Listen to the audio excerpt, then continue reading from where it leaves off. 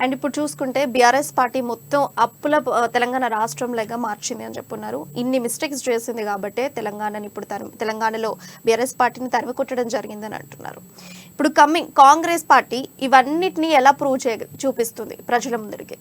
ఇప్పుడు వాళ్ళు చేసిన తప్పుల్ని ఎలా మొదటి అసెంబ్లీ సమావేశంలోనే ప్రభుత్వం ఏర్పడిన తర్వాత మేము శ్వేతపత్రం తీసినాం.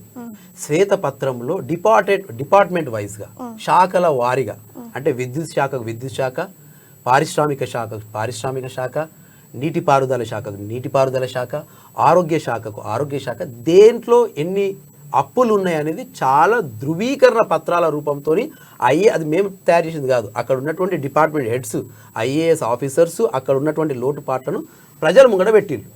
ఇది ప్రజలకు మేము చూపించాలనుకున్నాం. మేము నిజం చెప్పాలనుకుంటున్నాం తెలంగాణ ప్రజలకు.